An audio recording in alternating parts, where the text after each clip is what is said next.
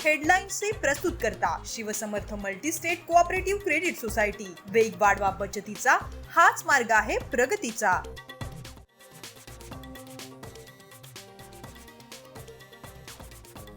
विमान उपलब्ध नसल्याची आदल्या दिवशीच दिली होती सूचना। राज्यपाल विमान प्रकरणावर सीएमओचं स्पष्टीकरण, तर सरकारनं पोरखेळ चालवलाय, देवेंद्र फडणवीसांची टीका।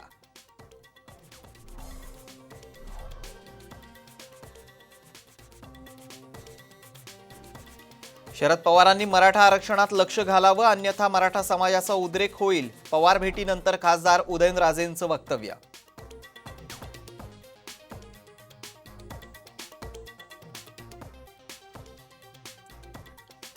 कांजूरमार्गमधल्या मेट्रो कारशेडमुळे राज्य सरकारचे 1580 कोटी रुपये वाचणार। 9 सदस्यीय समितीचा अहवाल, राज्य सरकारला मोठा दिलासा।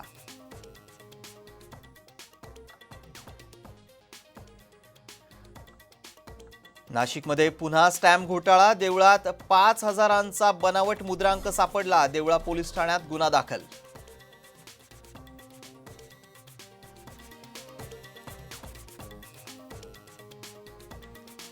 विदर्भात पुन्हा कोरोनाचा प्रकोप, अमरावतीत 359 नवे कोरोनाचे रुग्ण, तर वर्ध्यात 30 विद्यार्थ्यांना कोरोनाची बाधा।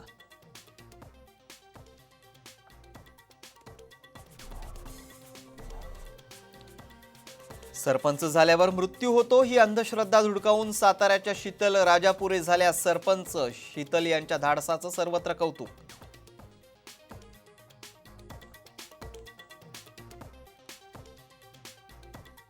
कोरोनाच्या धर्तीवर यंदा शिवजयंती साधेपणानं साजरी करा, राज्य सरकारचं शिवप्रेमींना आवाहन। शिवनेरी किल्ल्यावरही गर्दी टाळण्याची सूचना।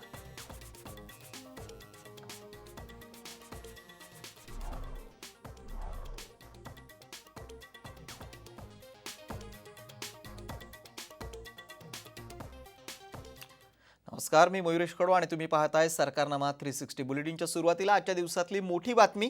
राज्यपालांना विमान प्रवास नाकारल्याचं प्रकरण तापलेलं असतानाच आता राजभवन सचिवालयानं विमान उपलब्धतेची खातरजमा करायला हवी होती असं राज्य सरकारनं स्पष्ट केलंय। विमान उपलब्धतेची मान्यता दिली नसल्याबाबत आदल्या दिवशी संदेश देण्यात आला होता, त्यामुळे यात राज्य सरकारची कुठलीही चूक नाही असं राज्य सरकारच्या वतीनं सांगण्यात आलंय। शासकीय विमान घेऊन जाण्यापूर्वी नियमानुसार परवानगी मागितली जाते आणि मान्यता मिळाल्यानंतरच विमान उपलब्ध केलं जातं असा प्रघात आहे। बुधवारी मुख्यमंत्री सचिवालयातून विमान वापराबाबत अद्याप मान्यता दिलेली नसल्याचा निरोप देण्यात आला होता। असं असतानाही राज्य सरकारच्या वतीनं स्पष्टीकरण देण्यात आलेलं आहे की ही सूचना देण्यात आलेली होती, त्यामुळे यात राज्य सरकारची चूक नाही असा दावा राज्य सरकारच्या वतीनं करण्यात आला आहे।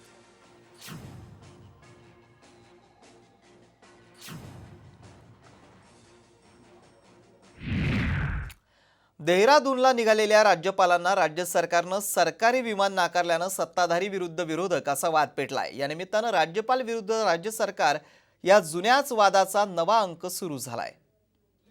राज्यपालांना सरकारी विमान नाकारलं।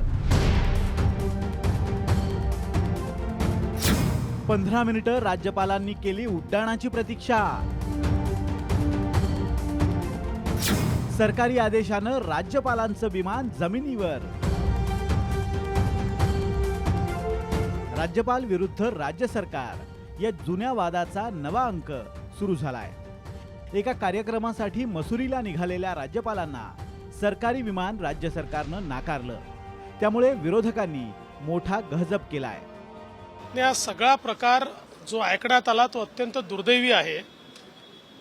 ही कोणाची खासगी मालमत्ता नाही आहे। राज्यपाल या राज्याचे प्रमुख आहेत। असं असताना राज्यपाल पोचल्यानंतर त्यांना विमानात बसून देणं किंवा विमानातून उतरवणं, मला असं वाटतं की अतिशय चुकीचं आहे। तर महाराष्ट्राच्या इतिहासात इतका इगो असलेलं सरकार मी यापूर्वी पाहिलं नव्हतं। हा प्रचंड मनाचा कद्रूपणा झाला। आधी महाराष्ट्रातला आम्हा काही जणांची सिक्युरिटी वाढवून घेतली आणि आता राज्यपालांना विमान नाकारणं अत्यंत क्षुद्र मनाचं, छोट्या मनाचं, कद्रू मनाचं लक्षण आहे।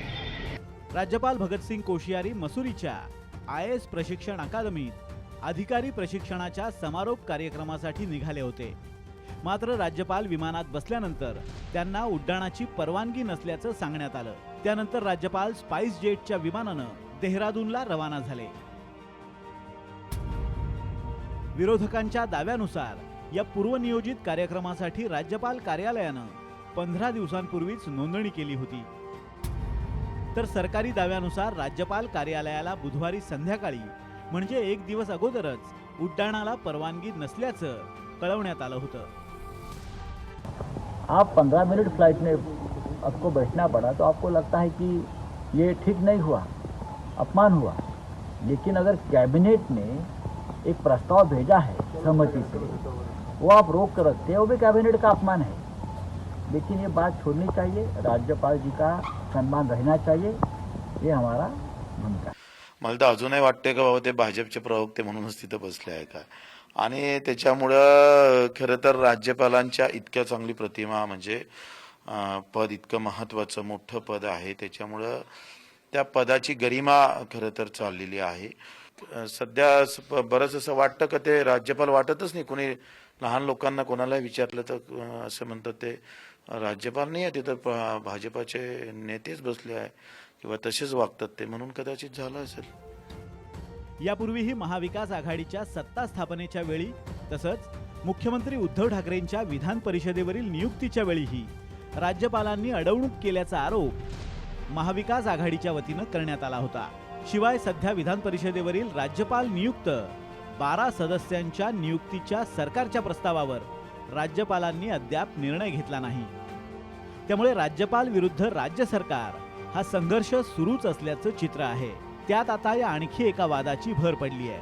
ब्युरो रिपोर्ट, साम टीव्ही. मराठा आरक्षणावर शरद पवारांनी लक्ष घालावं, अन्यथा मराठा समाजाचा उद्रेक होईल असं वक्तव्य खासदार उदयनराजेंनी केलंय. उदयनराजेंनी नवी दिल्लीत शरद पवार यांची भेट घेऊन मराठा आरक्षणाच्या कोर्टातल्या खटल्यावर चर्चा केली. मराठा आरक्षणावर राज्य सरकारनं आतापर्यंत नेमकं काय केलं हे सांगणारी श्वेतपत्रिका काढावी अशी मागणी देखील त्यांनी पवारांकडे केली आहे. सरकारनं सुप्रीम कोर्टात नेमलेल्या वकिलांकडून मराठा आरक्षणासाठी जी मांडणी, जो युक्तिवाद केला तो योग्य नसल्याचा आरोप देखील उदयनराजेंनी केलाय. आज महाराष्ट्रात शासन हे राष्ट्रवादी काँग्रेस आणि शिवसेनेचं असल्यामुळं त्याचे सर्व पवारसाहेब आहेत आणि एक वडीलकीच्या नात्याने त्यांनी त्याच्यात लक्ष घालावं, अन्यथा फार मोठ्या प्रमाणात ते उद्रेक होईल. आणि एक धक्कादायक बातमी नाशिकमधून. नाशिक जिल्ह्यात नवा स्टॅम्प घोटाळा उघडकीस आलाय. एकाच क्रमांकाच्या 2 स्टॅम्पची देवळात विक्री झाल्यामुळे हा प्रकार समोर आलाय. या घोटाळ्यामुळे तेलगी घोटाळ्याची पुनरावृत्ती तर नाही ना असा संशय देखील व्यक्त केला जातोय. नाशिकमध्ये एकाच क्रमांकाचे 2 मुद्रांक, नाशिकमध्ये बोगस स्टॅम्पची विक्री, तेलगी घोटाळ्याची नाशिकमध्ये पुनरावृत्ती. देशभर गाजलेल्या अब्दुल करीम तेलगीच्या बोगस स्टॅम्प घोटाळ्याचा उगम नाशिकमध्येच झाला होता. या घोटाळ्याची आठवण झालीये ती देवळातील या 2 स्टॅम्पमुळे. हा स्टॅम्प पहा, A970408. हा एकच स्टॅम्प नाही, 5000 रुपये किमतीचा दुसराही स्टॅम्प आहे. नाशिक जिल्ह्यातल्या देवळा शहरात एकाच क्रमांकाच्या 2 स्टॅम्पची विक्री झाल्याचा धक्कादायक प्रकार उघडकीस आलाय. याबाबत चौकशी केली असता एक स्टॅम्प बोगस असल्याचं समोर आलंय. या प्रकरणी स्थानिक पोलीस ठाण्यात गुन्हा दाखल करण्यात आला असून सहाय्यक उपनिबंधकांचा कार्यभार काढून घेण्यात आलाय. संगणकीय प्रणालीचा गैरवापर करून आणि संगणकावरती जी काही स्टॅम्प पेपरची झेरॉक्स आहे ती स्कॅन केल्यानंतर त्याच्याशी छेडछाड करण्यात आली. त्याच्यावरचं जे काही पक्षकाराचं नाव बदलण्यात आलं, तारीख बदलण्यात आली आणि त्याचं जे काही मिळकतीचं वर्णन आहे ते सुद्धा घेणार देणार याच्यामध्ये छेडछाड करून एक बनावट खरेदी खत तयार करण्यात आलं. नाशिक जिल्ह्यात बनावट स्टॅम्प बनवणारी टोळी असल्याचा संशय आहे. त्यामुळे देवळातील हे बोगस स्टॅम्प प्रकरण हिमनगाचं टोक असून हा खूप मोठा घोटाळा असल्याचा संशय व्यक्त केला जातोय. सुनावणे, साम टीव्ही, नाशिक. आणि आता बातमी आहे मेट्रोच्या कारशेड संदर्भातली. कांजूरमार्गच्या मेट्रो कारशेडमुळे राज्याचे 1580 कोटी रुपये वाचतील असा अहवाल 9 सदस्यीय समितीनं दिलाय. मेट्रो 3ची कारशेड आरेमध्ये उभारायची की कांजूरमार्गमध्ये यावरून वाद सुरू असतानाच आता कांजूरमार्ग मेट्रो कारशेडमुळे राज्याचे जवळपास 1500 कोटी रुपये वाचतील असा दावा करण्यात आलाय. मेट्रो कारशेडच्या अभ्यासासाठी राज्य सरकारनं मुख्य सचिव संजय कुमार यांच्या अध्यक्षतेखाली 9 सदस्यांची समिती स्थापन केली होती। या समितीनं सकारात्मक अहवाल दिल्यामुळे राज्य सरकारसाठी हा मोठा दिलासा मानला जातोय।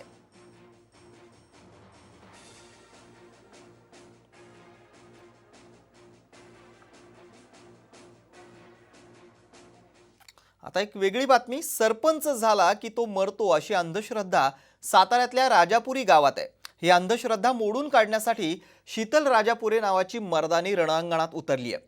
शीतल राजापुरे यांनी सरपंच म्हणून गावची सूत्र हातात घेतली आहेत। साताऱ्याच्या राजापुरीची मर्दानी अंधश्रद्धा झुगारून घेतली सरपंच पदाची गादी। शीतल राजापुरेंच्या धाडसाची कहाणी या आहेत साताऱ्यातल्या राजापुरी गावच्या सरपंच शीतल राजापुरे। शीतल या राजापुरीच्या मर्दानी आहेत, कारण त्यांनी अंधश्रद्धेचा पगडा झुगारून गावचं सरपंच पद स्वीकारलंय। राजापुरीचा जो सरपंच झाला तो जगत नाही अशी अंधश्रद्धा आहे। आतापर्यंत 4 सरपंचांचा मृत्यू झालाय। सरपंच झाल्यावर माणूस मरतो या अंधश्रद्धेची दहशत गावकऱ्यांच्या मनात असताना शीतल यांनी सरपंच होण्यासाठी पुढाकार घेतला। आणि गावामध्ये एक 15-20 वर्षापूर्वीपासून अंधश्रद्धा होती की सरपंचपदी निवड झाल्यानंतर अपघाती किंवा असं काही वाईट गोष्टी घडतात, परंतु त्याच मला दूर करायच्या आहेत। ह्या येत्या 5 वर्षामध्ये मी ते दूर करणार आहे। आणि मी अजून माझे एक उद्देश आहे की स्वच्छता व शिक्षण आरोग्य याकडे मी अतिशय चांगल्या पद्धतीने लक्ष देणार आहे। गावकरी आणि अन्नीस कार्यकर्त्यांनी शीतल यांच्या धाडसाचं कौतुक केलंय। हे होत असताना सगळं भीतीचं सावट असताना ते सर्व सावट बाजूला ठेवून त्या ठिकाणी त्यांनी जे धाडस दाखवलेले त्यांचं कौतुक खरं आम्ही ग्रामस्थ तर करतच आहोत, पण आमच्या भागातील सर्व मंडळी त्या ठिकाणी त्यांचं कौतुक करत आहेत। अशा स्वरूपाच्या अंधश्रद्धांच्या प्रभावाखालनं गावं पुढे येत आहेत आणि नवीन जगाशी स्वतःची नाळ जोडून घेत आहेत। ही खूप चांगली बाब आहे। अनिसच्या मार्फत त्यांचं कौतुक करण्यासाठी या गावामध्ये आज आम्ही आलेलो होतो। येत्या कालखंडामध्ये देखील अंधश्रद्धांच्या विरोधातली लढाई या गावांच्या माध्यमातून चालू राहील अशी आशा आणि विश्वास आहे। मरण येईल या भीतीनं राजापुरीचा एकही पुरुष सरपंच व्हायला तयार नव्हता, पण कोणतीही भीती न बाळगता गाव अंधश्रद्धेतून मुक्त व्हावं यासाठी पुढाकार घेणाऱ्या शीतल यांचं करावं तेवढं कौतुक कमी आहे। ओंकार कदम, साम टीव्ही, सातारा। बुलेटिनमध्ये आपल्याला इतरही घडामोडी जाणून घ्यायच्यात, पण त्यापूर्वी घेतो एक छोटासा ब्रेक।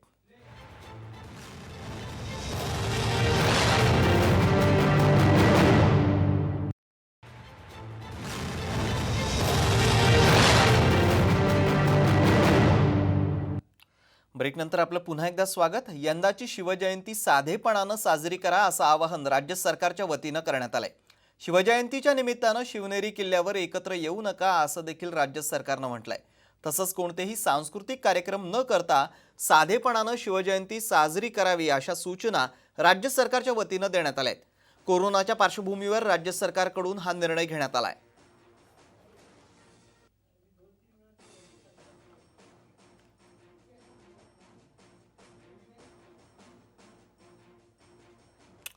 राष्ट्रवादी काँग्रेसचे आमदार रोहित पवार यांचा हटके अंदाज मुंबईकरांना पाहायला मिळालाय। मुंबईच्या आरे कॉलनीत आलेल्या रोहित पवारांनी रिक्षा चालवत तबेल्यांची सफर केली।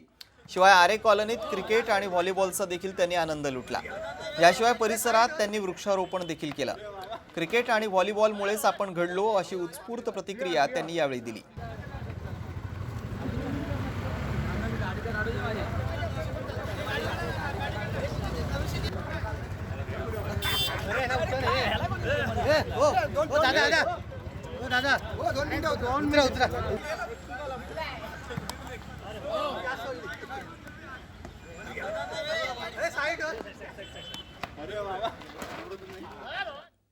बातमी बीडमधून। बीड जिल्हा बँक ईडीच्या फेऱ्यात सापडली आहे। बीड जिल्हा बँकेच्या 139 कोटींच्या बोगस कर्ज वाटप प्रकरणाची ईडीनं चौकशी सुरू केली आहे।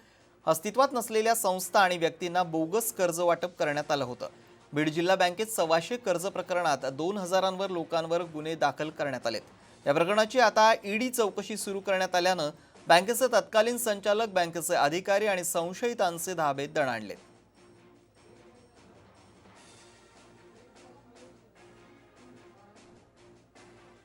बुलेटिनमध्ये आपल्याला इतरही घडामोडी जाणून घ्यायच्यात, पण त्यापूर्वी घेतो एक छोटासा ब्रेक.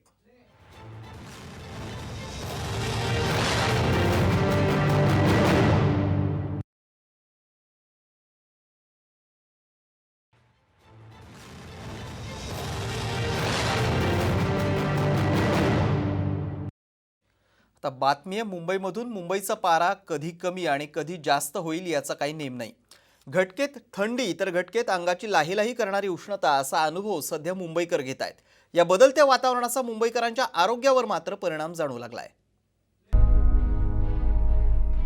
थंडीपासून बचावासाठी गरम कपडे घ्यावे की उष्णतेपासून बचावासाठी सुती कपडे असा प्रश्न सध्या मुंबईकरांना पडलाय.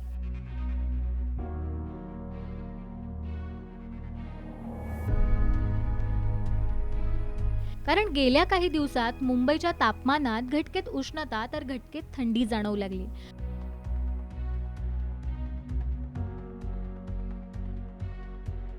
मुंबईच्या तापमानात पहाटे 3 वाजल्यानंतर घट होते तर सकाळी 9 नंतर उष्णता जाणवते. पुन्हा संध्याकाळी थोडासा गारवा आणि रात्री पुन्हा उष्णता असं वातावरण मुंबईत अनुभवायला मिळते. मुंबईत अनेक भागात पहाटे तापमानाची नोंद किमान 20 अंशाच्या खाली नोंदवले. मुंबई में इस बार मोस्टली जो विंटर रहा है इतना ज़्यादा सीवियर विंटर जैसा कंडीशन नहीं हुआ है. थोड़ा बीच में टेम्परेचर्स अप एंड डाउन हुए थे और अभी जो टेम्परेचर का ट्रेंड है that is likely to be rising tendency में रहेंगे. अगले 4 to 5 डेज में टेम्परेचर का ट्रेंड जो रहेंगे राइजिंग में रहेंगे. पण फक्त पहाटेचा गारवाच नाही तर दुपारी पडणाऱ्या उष्णतेनेही मुंबईकर हैराण आहेत. सातत्याने बदलणाऱ्या वातावरणामुळे मुंबईकरांना वेगवेगळ्या आजारांना सामोरे जावं लागतं. सध्या कडाक्याचं ऊनही पडत असल्यामुळे मायग्रेन असलेल्या लोकांच्या त्रासामध्ये वाढ होत आहे. त्यामुळे बाहेर पडताना उन्हापासून वाचण्यासाठी डोळ्यांची काळजी घ्यायला पाहिजे. या अशा वातावरणात मुंबईकरांनी आपली काळजी घेणे गरजेचे आहे. कारण उष्णता आणि थंडीचा मिश्रित स्वरूपाचा होणारा मारा हा मुंबईकरांसाठी त्रासदायक ठरू शकतो. ब्युरो रिपोर्ट, साम टीव्ही.